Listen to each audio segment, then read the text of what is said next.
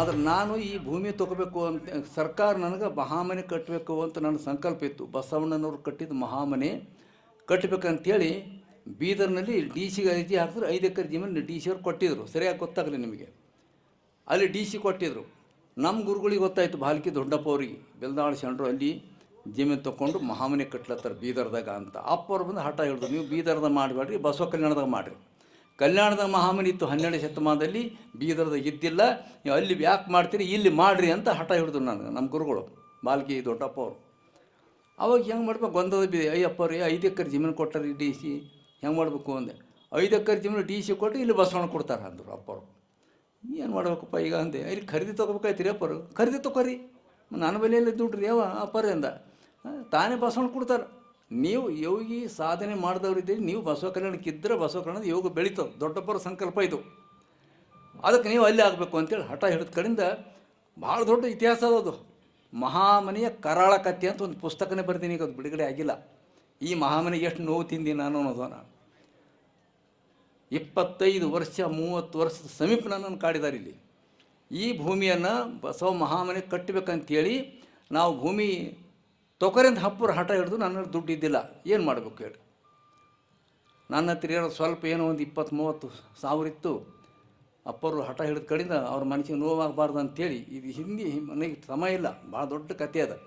ಭೂಮಿ ಖರೀದಿ ಮಾಡಿದೆ, ಬೈನ್ ಕೊಟ್ಟೆ. ದುಡ್ಡು ಹೆಂಗೆ ಕೊಟ್ಟರೆ ರಿಜಿಸ್ಟ್ರೇಷನ್ ಮಾಡ್ಕೋಬೇಕಲ್ಲ. ಹೇಗೆ ಅಂದಾಗ ನನ್ನ ಬೆನ್ನಿಗೆ ನಿಂತು ಅವ್ರಿಗೆ ಗೊತ್ತಾಯಿತು ಅಪ್ಪರು ಭೂಮಿ ತೊಗೊಂಡಾರ ಇಲ್ಲಿ ಅಂದಾಗ, ಮಲ್ಕಳಿ ಸಾಹೇಬ್ ನನಗೆ ಫೋನ್ ಮಾಡಿ, ಅಪ್ಪರು ನೀವು ಭೂಮಿ ತೊಗೊಂಡ್ರಿ ಅಂತ, ನಿಮಗೆ ಎಲ್ಲಿ ಯಾರಿಗೆ ದುಡ್ಡೇ ಕೇಳಲ್ಲ, ಯಾರಿಗೆ ಚಂದಾಪಟ್ಟಿ ಮಾಡಲ್ಲ, ಹೆಂಗೆ ಮಾಡ್ತೀರಿ, ಇನ್ನು ನಾನೇ ಮಾಡಬೇಕಾಗ್ತದೆ, ನೀವು ನಮ್ಮ ಮನೆಗೆ ಬಂದು ಒಂದು ದಿವ್ಸ 2-3 ದಿವಸ ಉಳ್ಕೋರಿ, ನಾವು ವ್ಯವಸ್ಥೆ ಮಾಡ್ತೀನಿ ಅಂತ ಹೇಳಿದ್ರು.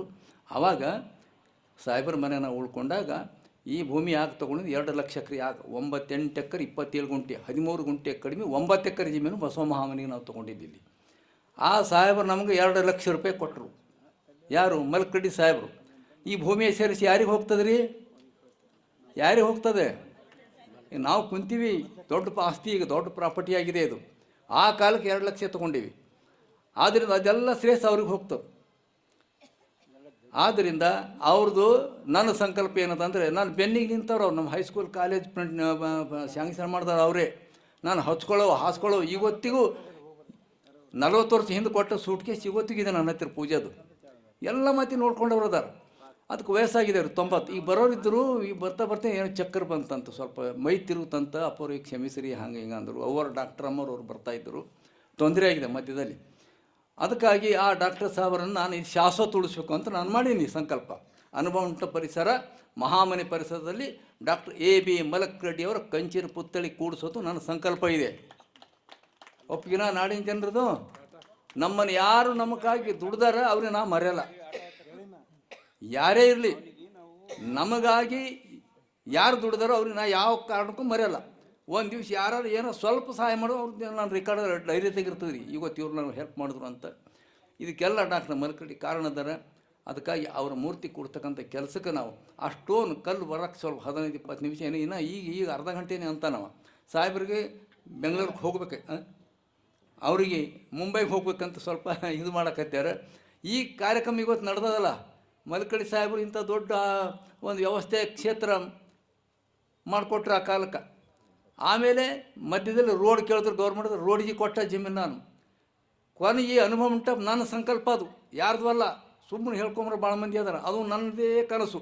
ಸರ್ಕಾರ ವತಿಯಿಂದ ಆದರೆ ಡೆಲ್ಲಿ ಪಾರ್ಲಿಮೆಂಟ್ ಹೆಂಗೆ ಗೌರ್ಮೆಂಟದ್ದು ಸಾರ್ವತ್ರಿಕ ಅದೇವೋ, ಕಲ್ಯಾಣದಾಗ ಆಗುವ ಅನುಭವ ಮಂಟಪ ಒಂದು ಸಮುದಾಯದ ಅನುಭವ ಮಂಟಪ ಇದೆ. ಅದು ಸಾರ್ವತ್ರಿಕ ಆಗಬೇಕಾದ್ರೆ ಗೌರ್ಮೆಂಟಿಂದೇ ಆಗಬೇಕಂತ ಹಠ ಹಿಡಿದ್ರೆ ಸಿದ್ದರಾಮಯ್ಯ ಸಾಹೇಬರು ಮಂಜೂರು ಮಾಡ್ಯಾರ. ಇದಕ್ಕೆ ತಿಳ್ಕೊರಿ ಸರಿಯಾಗಿ. ಅದು ಆದ ನಂತರ ನಾವು 25 ಎಕರೆ ಮಾಡಬೇಕು ಅಂತ ಕಮಿಟಿದಾಗ ನಾನೇ ಇದ್ದೀನಿ. ಈ ಭಾಗದಾಗ ಯಾರೂ ಇಲ್ಲ, ಸರ್ಕಾರ ಮಾಡಿದ ಕಮಿಟಿ ಒಳಗೆ. ಆ ಕಮಿಟಿದೊಳಗೆ ನಾನಿದ್ದು 25 ಎಕರೆಯಿಂದ 30 ಎಕರೆದಾಗ ಮಾಡ್ಬೇಕಂದೀವಿ. ಅದಕ್ಕೆ ಮುಂದೆ ಯಡಿಯೂರಪ್ಪರ ಸರ್ಕಾರ ಮಂದಿ ಏನು ಮಾಡ್ತು ಅಂದರೆ, ಇಲ್ಲ 25 ಎಕರೆ ಆದರೆ ಮುಂದೆ ಬಿಲ್ಡಿಂಗ್ ಆಯ್ತಾವೆ, ಖಾಸಗಿ ಬಿಲ್ಡಿಂಗು, ಅದು ಅಷ್ಟು 600-700 ಕೋಟಿ ಖರ್ಚು ಮಾಡಿದ್ರೆ ಅದು ಕಳೆ ಹೋಗ್ತದೆ. ಅದಕ್ಕೆ ನೀವು ಹಠ ಮಾಡಬೇಡಿ ಅಂತ 101 ಎಕರೆದಾಗ ಇದು ಆಗ್ತಾಯಿದೆ. ಈಗ 101 ಎಕರೆದಾಗ ಆಗ್ತಾಯಿದೆ. ಅದಕ್ಕೆ ಜಿಲ್ಲಾಧಿಕಾರಿ ಸರ್ಕಾರದನ್ನು, ಅಪ್ಪರೇ ನೀವು ಬೇರೆಯವ್ರಿಗೆ ಜಮೀನು ಕೊಡಿದ್ರೆ ಯಾರು ಕೊಡ್ತಾ ಇಲ್ಲ, ನೀವು ಕೊಟ್ಟರೆ ಬೇರೆಯವ್ರು ಕೊಡ್ತಾರೆ. ಅಪ್ಪಾಜಿ ಏನಂದರು, ದೇತೋ ಬಂದು ಹಮ್ತೈತಿ, ಎಲ್ಲ ಮುಸ್ಲಿಂ ಬಂಧುಗಳು ಭಾಳ ಒಳ್ಳೆಯವರು, ಅವ್ರು ಕೊಟ್ಟರೆ ನಾವು ಕೊಡ್ತೇವೆ ಅಂದ್ರಂತ. ನೀವು ಕೊಡ್ರಿ ಅಪ್ಪರೇ, ನೀವು ನಾವು ಒತ್ತಾಯ ಮಾಡಲೇವು, ಅದು ನೀವು ಕೊಡಬೇಕು ಅಂದ್ರೆ ಎಲ್ಲಿ ರೀ ನಾವು ಕಟ್ಕೊಂಡು ಕುಂತೀನಿ, ಇದ್ರಾಗ ತಪಸ್ಸು ಮಾಡಿದ ಗವಿ ಅದ, ಹೆಂಗೆ ಮಾಡಬೇಕು ಹಂಗೆ ಎಲ್ಲ ಅಂದೀವಿ. ಅಂದ್ರೆ ಡಿ ಸಿ ಸಾಹೇಬರು, ಕಮಿಷನರ್ ಸಾಹೇಬ್ರು ಅಂದರು, ಅಪ್ಪರೇ ನಿಮ್ಮ ಶಾಶ್ವತ ನಿಮ್ಮ ಗವಿ ನಾವು ಹಾಗೆ ಇಡ್ತೀವಿ, ನಾವೇನು ಧಕ್ಕಿ ಮಾಡಲ್ಲ, ನಿಮ್ಮ ಹೆಸರು ಮೇಲೆ ಹಿಂಗೆ ಇಡ್ತೀವಿ. ಇದು ಏನು ಕಟ್ಟಿರಿ ಮತ್ತು ಈ ಭೂಮಿ ಇದೆ ಅನ್ನೋದು ಸರ್ಕಾರದಿಂದ ಏನು ಕೊಡೋದದ ಅದು ನಾವು ಕೊಡ್ತೀವಿ ಅಂತ ಹೇಳಿ ನಾ ಅಂದೆ. ಭಾಳ ಜನ ಹಠ ಹಿಡ್ಕೊಂಡು ಕುಂತಾರೆ, ಇವತ್ತಿಗೆ ಹಠ ಹಿಡ್ದಾರೆ ಕೊಡಲೇ ಅಂತೇಳಿ. ನಾ ಬದುಕದೇ ಬಸವಣ್ಣವ್ರಿಗೆ, ನನ್ನ ಕನಸೇ ಬಸವ ಮಹಾಮನೆ. ಅದು ಅನುಭವ ಮಂಟಪ ಅಷ್ಟೇ ಅಲ್ಲದು, ಮಹಾಮನೆ ಕ್ಷೇತ್ರ ಅನುಭವ ಮಂಟಪ ಇದೆ, ಗೊತ್ತಿರಿ ನಿಮಗೆಲ್ಲ. ಬರೀ ಅನುಭವ ಮಂಟಪ ಹೇಳ್ತಾ ಇದ್ದಾರೆ. ಅದ್ರ ಹೆಸರೇನು? ಮಹಾಮನೆ ಕ್ಷೇತ್ರ ಒಟ್ಟು. ಅದರ ಕಟ್ಟದೇನು ಅನುಭವ ಮಂಟಪ. ಈಗ ನಾನೇ ಇಟ್ಟಿದ್ದ ಹಠ ಹಿಡ್ದಲ್ಲಿ ಸರ್ಕಾರದಾಗ, ಇದು ಮಹಾಮನೆ ಇದ್ದರೆ ಅನುಭವ ಮಂಟಪ. ಮಹಾಮನೆ ಬಸವಣ್ಣವ್ರ ಮೂಲ ಕನಸು, ಮರ್ತ್ಯದಲ್ಲಿ ಮಹಾಮನೆ ಕಟ್ಟಿದ್ದು. ಅದರ ಚಿಂತನೆ ಮಾಡತಕ್ಕಂಥ ವೇದಿಕೆಗೆ ಅನುಭವ ಮಂಟಪ ಅಂತ ಕರೀತಾರೆ. ಲೋಕಸಭೆ ಅಂತ ಹೆಂಗೆ ಕರೀತಾರೆ, ಪಾರ್ಲಿಮೆಂಟ್ ದೊಡ್ಡದಿರ್ತದೆ, ಅದರೊಳಗೆ ಚಿಂತನೆ ಮಾಡುವಂಥದಕ್ಕೆ ಲೋಕಸಭೆ ಅಂತ ಕರೀತಾರೆ. ಅದಕ್ಕೂ ಸ್ಪೀಕರ್, ಸಭಾಪತಿ ಇರ್ತಾರೆ.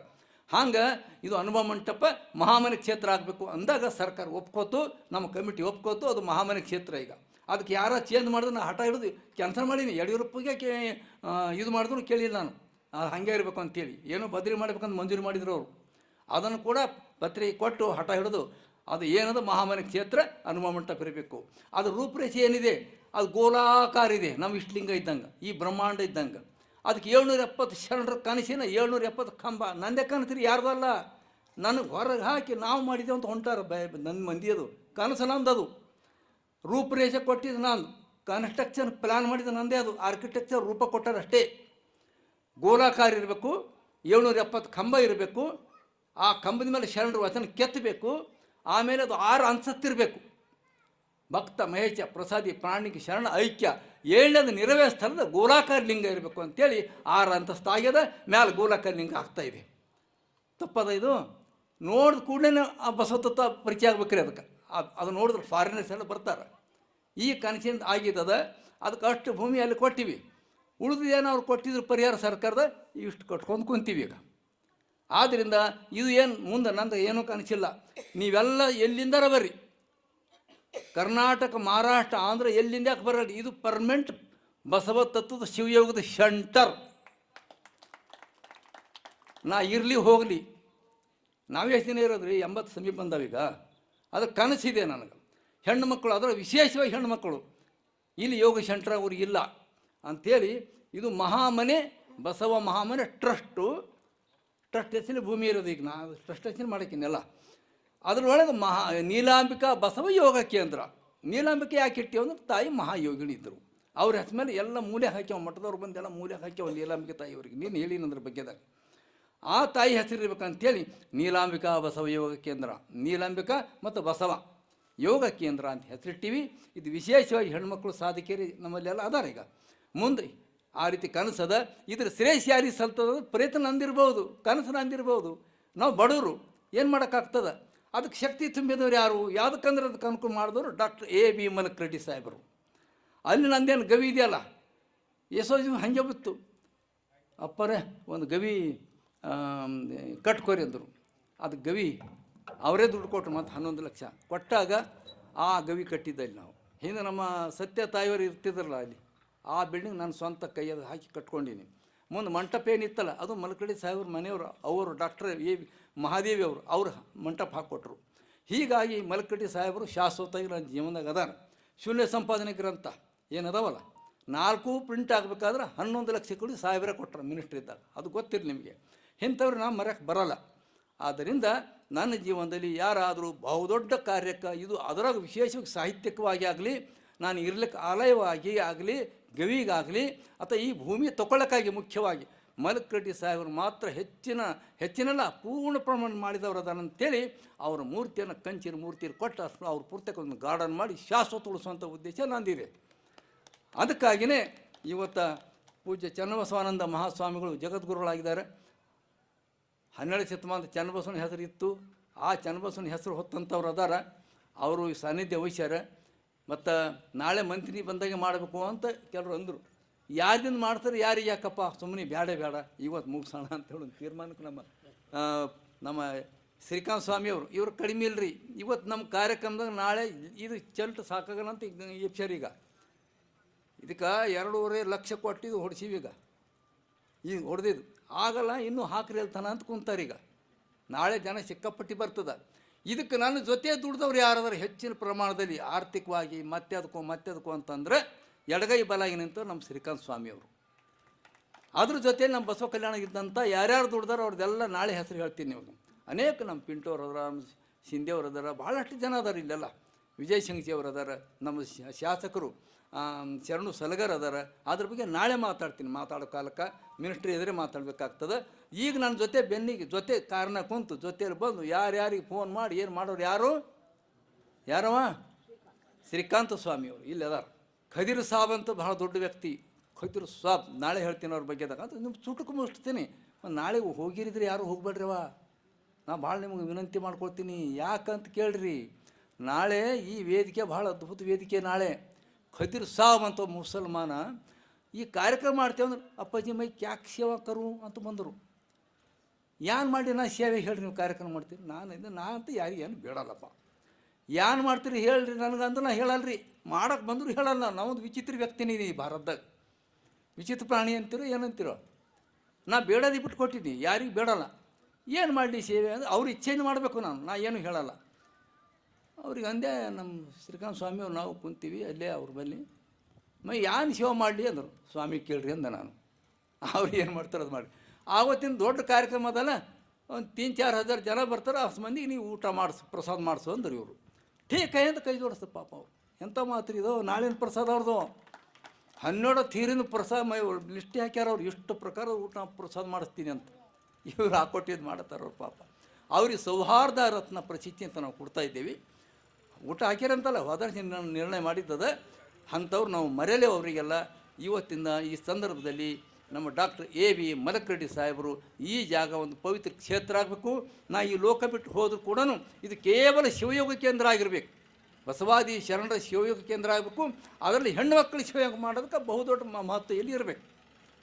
ಮತ್ತು ಇಡೀ ಬಸವಾದಿ ಶರಣರ ತತ್ವದ ಸಾಹಿತ್ಯ ಇನ್ನು 1 ವರ್ಷದಲ್ಲಿ ದೊಡ್ಡ ಸಾಹಿತ್ಯ ಭಂಡಾರ ಆಗ್ತದೆ. ನನ್ನ ಸಂಕಲ್ಪ ಇದೆ. ನೀವು ನೋಡಿ ನನ್ನ ಗ್ರಂಥಾಲಯ ಅದು ಏನೂ ಅಲ್ಲ ನನಗೀಗ. ಇದು ಭಾಳ ಮಹತ್ವದ ಸ್ಥಾನದ. ಅಲ್ಲಿ ಎಲ್ಲ ಪುಸ್ತಕದ ಭಂಡಾರನೇ ಮಾಡೋವಿದ್ದೇವೆ ನಾವು. ಇಲ್ಲೆಲ್ಲ ಗ್ರಂಥ ಪ್ರಕಟಣೆ.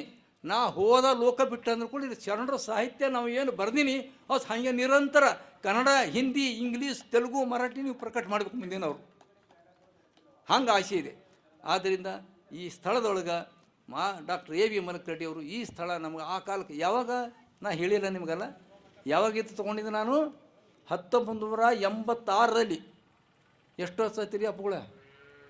1986ರಲ್ಲಿಪ್ಪ. ಇದು 86 40 ವರ್ಷ.